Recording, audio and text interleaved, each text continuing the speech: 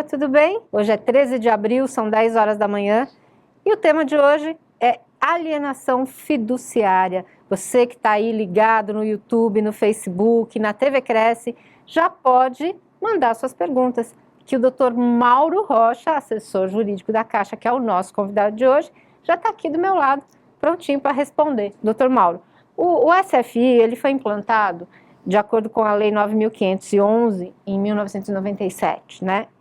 9.514, perdão. E com ela veio a alienação fiduciária. É isso mesmo? A Lei 9.514, ela tem basicamente 2 capítulos. No primeiro capítulo traz a constituição do sistema de financiamento imobiliário. Nesse capítulo, no artigo 17, fala das garantias requeridas para esse sistema, e entre essas garantias foi incluída a alienação fiduciária de bens imóveis, que até aquele momento não existia na legislação brasileira. Por isso, então, no capítulo 2º, foi desenvolvido o Instituto da Alienação Fiduciária de Bens Imóveis, que até por isso mesmo, por algum tempo, foi considerado uma garantia exclusiva do SFI, não aplicada a outras operações. Né? Hoje isso já foi corrigido. Hoje já pode usar em outros tipos de financiamento. Tipo de operação comercial ou financeira. E a alienação fiduciária, ela é muito diferente da hipoteca? Ela tem grandes diferenças, né? As duas são direitos reais de garantia, as duas têm execução extrajudicial, até aí elas são coincidentes.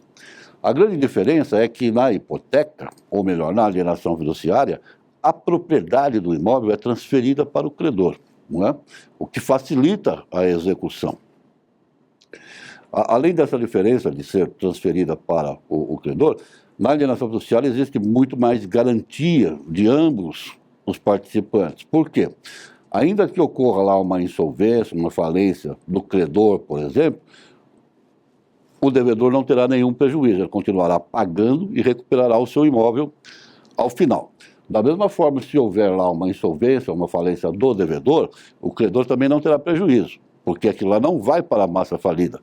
Ele continuará tendo aquela garantia até o final do pagamento, quando então a propriedade é devolvida, é retornada ao devedor, e a partir daí, então, se houver necessidade de integrar a massa falida, é outro problema. Então, quer dizer, as instituições financeiras, elas se sentiram, vamos dizer, no primeiro momento, logo que surgiu a alienação fiduciária, deu uma segurança maior.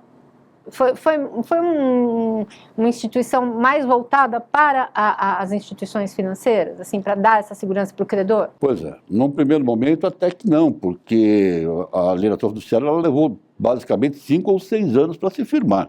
Porque as instituições financeiras não tinham muita confiança no sistema de execução extrajudicial. Mas basicamente é isso, ela veio para dar garantia ao credor.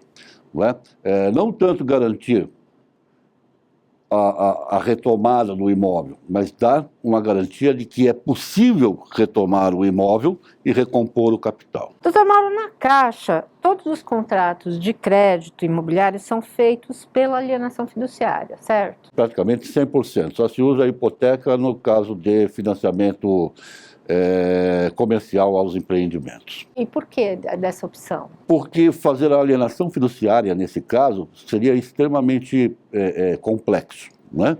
Porque teria que fazer a alienação fiduciária do terreno, das unidades em construção, e depois fazer o desligamento de cada uma delas, transferindo propriedade, seria extremamente complexo. Por isso se usa a hipoteca, onde se desliga exclusivamente a garantia, e entrega lá o bem para o comprador. E na prática, doutor Mauro, essa garantia, ela facilitou então a retomada do bem por inadimplência? Facilitou sobremaneira.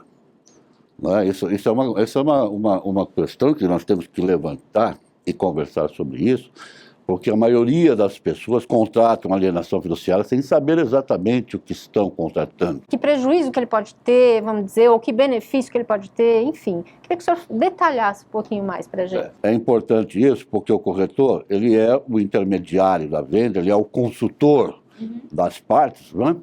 E ele tem que saber quando ele de alguma forma, sugere a alienação fiduciária tem que saber das consequências daquilo. Muito bem. A alienação fiduciária, ao contrário da hipoteca, funciona da seguinte forma. O devedor ou o comprador, ele adquire o imóvel, ele paga o imóvel à vista. Como é que ele paga à vista? Através de recursos que ele recebe de uma instituição financeira, às vezes do próprio incorporador, às vezes do próprio proprietário do imóvel, né? Quando é parcelamento de preço. Muito bem, ele adquire e adquire à vista. No mesmo momento, ele transfere aquela propriedade que ele adquiriu para o credor, tá? Transfere para o credor. Então, o credor é o proprietário do imóvel, o credor tem a posse indireta do imóvel e ele dá ao devedor, ao mutuário, a posse direta. Ou seja, o mutuário poderá utilizar aquele bem durante todo o tempo do contrato. Tá? Ao mesmo tempo, esse devedor, esse mutuário, ele tem um chamado direito real de aquisição. Direito real de aquisição é o quê? É o direito de reaver essa propriedade quando terminar de pagar a dívida. Tá? Muito bem. Nesse contrato que é feito de alienação fiduciária, que é um contrato acessório, não é? Você tem o contrato de mútuo, que é o contrato de empréstimo, e tem um contrato acessório, que é o de garantia, o de alienação fiduciária. Nesse contrato acessório, tem uma cláusula chamada cláusula de carência. E qual é o prazo de carência num financiamento? Esse prazo não é estipulado em lei, ele pode ir de 0 até onde o credor quiser. Tá? Em geral, os bancos estipulam 30 ou 60 dias. Tá? Então, veja bem, há uma possibilidade de, num contrato de 300 meses de pagamento, um atraso de pagamento redundar na constituição em mora, tá? Intimação e consolidação da propriedade. Né? Porque o que acontece? Uma vez intimado para pagamento, digamos que o usuário tenha deixado de pagar lá 2 prestações, está atrasado em 2 prestações. Ele é intimado a fazer o pagamento, intimado pelo registro de imóveis, né? A fazer esse pagamento. Esse pagamento deve ser feito num determinado tempo lá que a lei estipula, que nós podemos conversar depois sobre isso. Se ele não o fizer, o proprietário, não é? O proprietário fiduciário, a instituição financeira ou a incorporadora, qualquer um, ele vai fazer o quê? Vai pagar o ITBI e vai transferir, vai consolidar aquela propriedade. Uma vez consolidada a propriedade, ele tem 30 dias para levar a leilão. Então veja como isso é de alguma forma, muito violento contra o devedor. Não é? Então ele atrasou, digamos que a carência seja de 30 dias, ele atrasou 30 dias, ele é intimado para fazer aquele pagamento, tá? Em 15 dias, não o fez, aquele imóvel é consolidado, a propriedade é consolidada, e depois de 30 dias é levado a leilão. E ele perde o E ele perde o imóvel. De outro lado, para aqueles corretores que estão aconselhando os vendedores, não é? Sejam quais forem esses vendedores, é preciso que, ao fazer a alienação fiduciária, se tome muito cuidado na elaboração do contrato. Porque o contrato de alienação fiduciária ele é determinado em lei, ele tem cláusulas estipuladas, pré-estipuladas, que devem ser rigorosamente atendidas. Se não forem atendidas, o que acontece? Na hora da execução, você vai ter um problema. Você não vai conseguir executar. Você vai passar, então, a perder a possibilidade de fazer a execução extrajudicial e ter que apelar para execução judicial. Então, dos dois lados, é preciso ter muito cuidado. Quem está aconselhando as partes deve ter absoluto conhecimento do que é alienação fiduciária. É bem complicado mesmo, né? A gente aconselha sempre os nossos inscritos aqui do Cresce a tomarem muito cuidado. Quando não tiver a informação correta, ir buscar, né? Para passar sempre com qualidade a informação para o cliente, né? Doutor Mauro, no financiamento de um imóvel pela alienação fiduciária, a Caixa entra com processo de retomada após quantas prestações em atraso? E eu vou falar da média das instituições financeiras, que eu acho que fica mais tranquilo de entender. Não é? Normalmente, eu já disse anteriormente, que há um prazo de carência no contrato. Não é? As instituições normalmente põem prazo de 30 dias, ou de 60 dias, no máximo 90 dias, tá? Significa que Durante esse prazo pode haver atraso no pagamento, só que deve ser saldado antes do término do prazo. Não significa que, uma vez vencido o prazo de carência, a instituição financeira vai imediatamente exigir a intimação ou exigir a consolidação. Precisa ficar bem claro isso. A instituição financeira, ela não quer retomar o imóvel. Retomar o imóvel é um prejuízo muito grande para a instituição e até para uma incorporadora. A incorporadora vendeu aquela unidade, a pessoa atrasou o pagamento, ela quer fazer algum tipo de acordo, resolver aquilo, porque retomar aquele imóvel, colocar novamente no mercado, vai sair muito caro, né? Então não quer retomar o imóvel. Então ela vai fazer um procedimento de cobrança e tal, apenas no momento que vê que não há a mesma possibilidade, que não está havendo retorno das cobranças efetuadas, é que então a instituição financeira passa a exigir efetivamente através da intimação. Isso vai depender de quê? Vai depender do mercado. Ali tem momentos em que é melhor esperar um pouco mais para não conturbar muito o mercado e tal, né? Mas, a princípio, desde que vencida a carência, já é possível exigir o pagamento. E no momento em que a instituição ela retoma o imóvel, ela é obrigada a leiloar? É obrigada a leiloar, tá? Isso faz parte da lei da alienação fiduciária. Ela não pode ficar com o imóvel para si? Não pode ficar no imóvel. O imóvel tem que ser levado a leilão 30 dias após a consolidação, em primeiro leilão. Se não for vendido em primeiro leilão, no primeiro leilão ele é oferecido pelo valor de avaliação do imóvel, não é? Ou o valor do ITBI, se for maior que o de avaliação. Tá? Não sendo vendido no primeiro leilão, ele é oferecido num segundo leilão em mais 15 dias. Tá? Nesse segundo leilão, ele pode ser vendido no mínimo pelo valor da dívida. Ok? Caso ele não tenha sido vendido, não tenha aparecido lance vencedor no segundo leilão, aí há a possibilidade do credor adjudicar esse imóvel, consolidar plenamente esse imóvel no seu patrimônio. Tá? E havendo essa adjudicação, há uma perda total do mutuário, porque o mutuário deixa de ter qualquer direito a qualquer valor que exceder, não é? Com relação ao que o mutuário já pagou, né? Vamos supor que ele tenha pago aí uma grande quantidade de parcelas e aí no meio do caminho sofreu uma dificuldade financeira e atrasou as parcelas seguintes. Esse valor que ele já pagou, como é que é trabalhado isso na alienação fiduciária? Ele recebe de volta? Como é que funciona isso? Então vamos falar só em termos de alienação fiduciária, ok? Instituição financeira. Sim. Como eu disse lá no início, quando nós começamos a conversar, na alienação fiduciária você compra à vista, e o que a instituição financeira faz? Te dá dinheiro. Muito bem, uma vez tendo lá o inadimplemento, a consolidação é levada a leilão.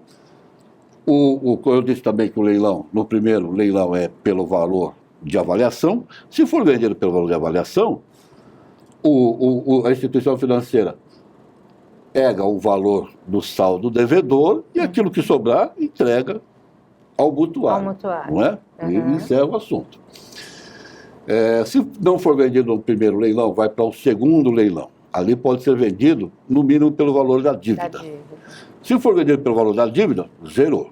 Se for vendido por algum valor superior ao da dívida, aquilo que sobejar, devolve para o mutuário. Tá? Em geral, os imóveis são vendidos no segundo leilão e sempre pelo valor da dívida, não sobrando nada. Eu posso dar só uma pequena dica aqui, mas não vou me aprofundar, é o seguinte: quando é uma alienação fiduciária feita com incorporadoras, com construtoras, aí aplica-se o Código de Defesa do Consumidor. Aí há a possibilidade do devedor, do fiduciante, buscar judicialmente o retorno de alguma parcela do que foi pago. Tá? Mas só no caso de venda direta. Com parcelamento de preço. Na venda com financiamento não, porque ali o que se fala é de dinheiro, né? Foi fornecido dinheiro, o que tem que se retornar é dinheiro. Nós temos aqui mais duas perguntas dos nossos internautas. O Maurício Queiroz via YouTube, ele é de Campinas. Bom dia, Maurício. Ele nos diz o seguinte: a alienação fiduciária substitui com vantagens para o vendedor a cláusula resolutiva expressa? Me parece que sim, porque a cláusula resolutiva expressa, apesar dela se resolver automaticamente, assim como na alienação fiduciária, sempre haverá necessidade de recorrer ao judiciário para a execução, ou seja, para a reintegração da posse, né? Na alienação fiduciária, não. Você faz ali por execução extrajudicial e resolve toda a questão contratual diretamente no registro de imóveis. E o nosso internauta Gilberto de Santos pergunta o seguinte: uma construtora pode utilizar a alienação fiduciária no parcelamento direto através de instrumento particular? Essa é uma outra situação que ficou bem resolvida na lei, que é o seguinte: qualquer pessoa física ou jurídica pode utilizar a alienação fiduciária. E sempre que se utiliza a alienação fiduciária na operação, é possível fazê-lo por instrumento particular, com força de escritura pública, conforme determina lá o artigo 38 da Lei 9.541. Registro em cartório. Registro em cartório. Necessariamente, obrigatoriamente, registrado em cartório para ter valor a alienação fiduciária. Sim. No financiamento imobiliário, o mutuário pode renegociar o prazo do saldo devedor? Pode. Isso é a critério do credor, né? E, doutor Mauro, durante o prazo de carência, a gente falando do prazo de carência, o mutuário pode tentar alienar o imóvel no mercado? Pode, não tem dúvida nenhuma. Ele, até o momento da consolidação da propriedade, ele pode, de alguma forma, buscar alguma negociação com esse imóvel, pagar a dívida, né, e apropriar-se daquilo que sobejar o valor devido. É uma forma de não perder muito dinheiro na operação, né? O único problema é que quando chega nessa situação, o prazo é curto, né, e o processo de venda de um imóvel normalmente é de médio prazo. Não é então tão eles fácil, não se casam muito bem, né? Mas, se possível, é uma boa forma de evitar grandes prejuízos. É uma saída para um fiduciante. Uma saída para o fiduciante, sem dúvida. E em caso de imóvel ocupado, como é que é feita a desocupação do mutuário? A desocupação é feita pela ação de reintegração de posse, comum, né? A lei também determina que tem liminar, tá? Na alienação fiduciária. Existe lá um ocupante do imóvel, o imóvel foi consolidado, foi levado a leilão, foi vendido, vai-se ao judiciário e pede uma liminar de desocupação. Em 15 dias se desocupa o imóvel. Então é bastante fácil, não tem grande problema não. As instituições financeiras normalmente não lançam mão dessa ação, por quê? Porque muitas vezes é mais conveniente que a pessoa permaneça no imóvel, mesmo que tenha sido retomado, porque o imóvel está ocupado, evita depredação, evita invasão, esse tipo de coisa. Tá? Mas depois que vendeu, em leilão, uma venda direta, posteriormente, aí o comprador tem todo o direito de ir ao judiciário e pedir uma liminar para desocupação do imóvel. E, doutor Mauro, não é mais difícil, por exemplo, vender um imóvel que esteja ocupado? Assim, no caso, eu sei que é leilão, né? Mas eu fico imaginando assim, como é que uma pessoa se interessa, né? E ela não vai ter dor de cabeça, falar, eu vou comprar um imóvel que está ocupado, enfim. Aparentemente é mais difícil, mas por outro lado também isso tem preço, né? O fato de estar ocupado reduz o preço de mercado do imóvel. Então é uma oportunidade para quem está comprando, né? Então é uma questão de cotejar esses valores aí e chegar a uma conclusão. Diferentemente daqueles imóveis que têm ação em andamento. Aí tem contestação, tem lá algum tipo de ação que pode, de alguma forma, pelo menos hipoteticamente, reverter aquela consolidação da propriedade. Esse já é mais complicado, né? Então o comprador tem que ter um certo cuidado, tem que estudar bem para ver se vale a pena entrar nesse negócio, porque de repente daqui 6 meses, 1 ano, chega-se à conclusão que não, que aquela consolidação não foi feita legalmente, que deve ser anulada, retorna tudo lá e ele fica sem nada, a não ser com o direito, evidentemente, de receber seu dinheiro de volta, né? Mas aí o prejuízo também é bem grande, né, doutor? O prejuízo, principalmente o prejuízo de expectativa, que eles tinham expectativa de ter um imóvel e tal, que foi revertido depois de um certo tempo. Com certeza. E retomado bem, documentalmente, né, por inadimplência, normalmente a Caixa, por exemplo, ela faz a venda por meio de leilão e concorrência. Mesmo bem estando com ação judicial impetrada pelo ex-mutuário, a venda, ela vai para leilão? Então, em geral, aqueles casos que são casos críticos não são levados a leilão. Tá? Espera-se resolver essas situações críticas para depois levar a leilão. Pode acontecer de um imóvel levado a leilão de repente, né? Ou por uma situação não prevista, venha a ter essa situação judicial conturbada. Aí, então, é possível até desfazer-se o negócio da venda e retornar o dinheiro para o comprador, para o licitante e encerrar. Mas, em geral, não. Em geral, o que é levado a leilão é aquilo que já está juridicamente razoavelmente estabelecido. Apaziguada, né? Nós temos outras perguntas aqui dos internautas, um pessoal, hoje, uma grande participação de imobiliárias, né? A VR Litoral Imóveis, via YouTube, pergunta: pelo fato da alienação fiduciária poder ser executado extrajudicialmente, ao contrário da hipoteca, que tem que passar pelo judiciário, o prazo de consolidação é diferente ou é o mesmo? Não, o prazo de consolidação, cada um deles tem lei específica, né? Mas me parece que é o mesmo prazo. Eu não lembro bem da hipoteca, mas me parece que é o mesmo prazo, só que o procedimento é diferente, né? O procedimento pode ser mais longo. A hipoteca, ela tem que ser judicial fora do SFH. Dentro do SFH, ela é executada também como alienação fiduciária em forma extrajudicial, também com outro procedimento um pouco mais longo, tá? De forma que hoje em dia a melhor forma de retomar, a melhor forma de resolver um contrato por inadimplência é através da alienação fiduciária. É o mais curto e o mais tranquilo. Temos uma outra pergunta aqui também da AJ Broker, Negócios Imobiliários, via YouTube. Cabe a quem perdeu o imóvel no momento da consolidação algum tipo de recurso? Olha, os recursos sempre haverão, né? Mas recursos efetivos são aqueles recursos que dizem respeito à forma de intimação, né? Digamos que se recorra por uma intimação feita de forma irregular. Aí há uma grande possibilidade de cancelamento, de anulação de todos os atos anteriores, tá? Outro tipo de recurso, sobre valor, sobre juros, esse tipo de coisa, não vai ter grande efeito sobre a consolidação. Pode ter efeito financeiro, de receber um pouco mais lá no final e tal, mas sobre a consolidação não tem efeito nenhum. Vamos supor que o mutuário perdeu o imóvel, ele não vai ficar com uma dívida pendente junto à Caixa, né? Mas como é que fica o seu cadastro para um novo crédito imobiliário? Os bancos, em geral, têm o seguinte critério: se o contrato não gerou prejuízo à instituição, ele coloca lá, durante um tempo, uma vedação a conceder novo crédito àquela pessoa, que já comprovou que não será um bom pagador, mas depois de um certo tempo ele libera aquilo lá.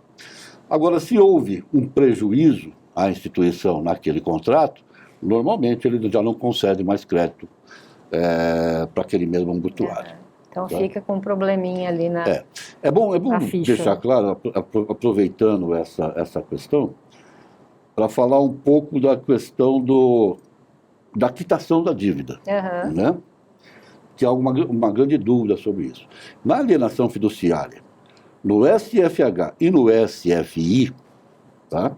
A alienação fiduciária contratada no SFH ou no SFI, quando há o inadimplemento, o imóvel é retomado, é levado a leilão, ainda que não se consiga vender aquele imóvel em leilão, que o credor incorpora aquele imóvel ao seu patrimônio, a dívida é absolutamente zerada. Não sobra saldo, né? Mas existem outras situações que não se aplica essa regra. Quais são essas? Primeiro, a do consórcio, tá? Há uma lei específica do consórcio, há normas do Banco Central do Brasil, que tratam desse assunto. Ou seja, ainda que haja alienação fiduciária, o imóvel foi retomado, foi vendido em leilão ou não foi vendido em leilão, foi vendido depois diretamente, o mutuário, ou no caso o consorciado, ele continua sendo devedor do que restar da dívida. Tá? Uhum. Continuará sendo executado por aquilo. Da mesma forma, no crédito comercial bancário, né? Chamado crédito rotativo. Tá? Fez um empréstimo de crédito rotativo, deu em garantia um bem imóvel, em alienação fiduciária. Se esse imóvel for levado a leilão e não for suficiente para pagar a dívida, ele vai continuar devendo o saldo. Tá? E uma outra situação nova, que foi incluída na lei agora no final do ano, e que pouca gente tem conhecimento disso, porque não foi muito divulgado, é no Minha Casa Minha Vida. Minha Casa Minha Vida, faixa 1. Uhum. Tá? Diz a lei 13.467, se não me engano, que se ele deixar de pagar durante 90 dias, há o vencimento integral da dívida, o que não é permitido na alienação fiduciária. Mas essa lei muda em relação ao Minha Casa Minha Vida. Ou seja, se ele deixou de pagar durante 90 dias, ou ele vai pagar a dívida integral, inclusive os subsídios a que teve direito, tá? Ou o imóvel será retomado. Mesmo na faixa 1. Na faixa 1, principalmente, na faixa 1 especificamente. Uhum. Tá? Então tem uns detalhes que precisam ser bem analisados, porque às vezes a faixa 1, que é uma faixa social, uma faixa de grande subsídio, você fala, pô, praticamente nem se pretende receber nada daquilo lá, mas deixou de pagar 90 dias ao vencimento integral da dívida e não pagou, o imóvel é retomado e nem é levado a leilão, ele é destinado novamente ao sistema para que seja entregue a um outro interessado. A gente precisa tomar muito cuidado com as orientações que a gente dá para os nossos clientes, né? Estamos chegando ao final do nosso Cresce Esclarece, o papo tá ótimo, mas infelizmente a gente tem que acabar. Quero agradecer a participação do Dr. Mauro, muito obrigada, foram muitos esclarecedores suas dicas aqui para o nosso corretor e convidá-lo sempre a estar conosco, né, Dr. Mauro? Ok, muito obrigado, estou sempre à disposição. Gente, é isso aí. Alguma dúvida, mandem perguntas durante a semana. Semana que vem tem mais.